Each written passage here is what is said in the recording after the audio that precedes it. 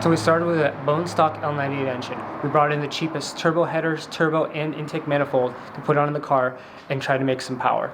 It did make a little bit more boost. You could hear the turbo spooling out and everything, but it wasn't necessarily making more power. The power that it was making was probably lost because it had a huge intake manifold vacuum leak.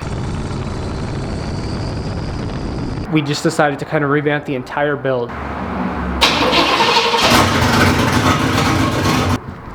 First thing you'll notice is that new intake manifold.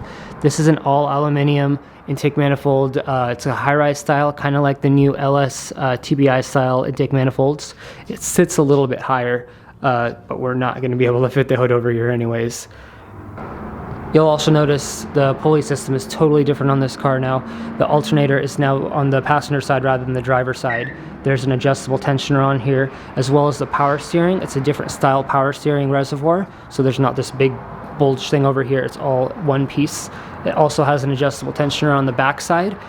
And with this new pulley system, we deleted the AC compressor, the air pump, and the idler pulley, which goes in there in the corner because we have two tensioners now, one on the alternator bracket and one on the power steering pump. So what I did was take the stock serpentine belt, kind of line it up so how this is the route that the serpentine belt would take. And then I just cut it and then marked it with a Sharpie exactly where the belt would end. And that would give us the correct length. So you pull this whole guy out. But it's 57.5 inches. I just went on Amazon and I looked up a 57.5 inch belt. They happen to have one. I think it goes to a Kenworth or something, but it should fit perfectly on the Corvette.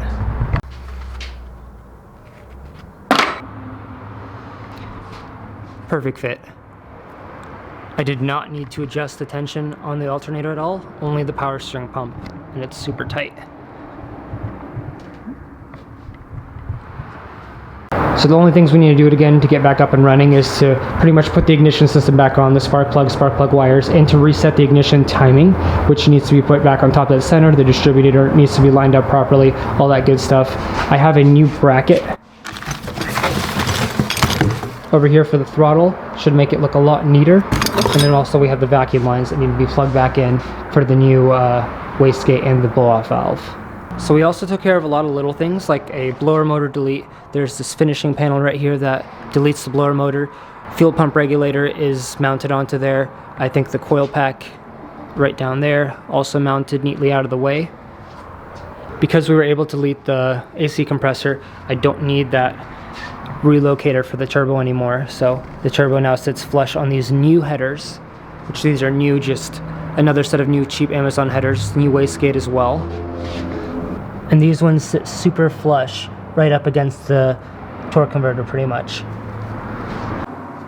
Now this is still a budget build. It's not a $1,000 build like originally planned. Ever since COVID, it's just been so hard to get parts. Shipping times have been crazy and everything's just been so totally out of whack. So this car, I think I started this project like a year ago now and it's still not on the road. So I'm making a vow right now that I'm going to start working on the car more. I'm going to make more videos. I'm going to upload a lot more frequently.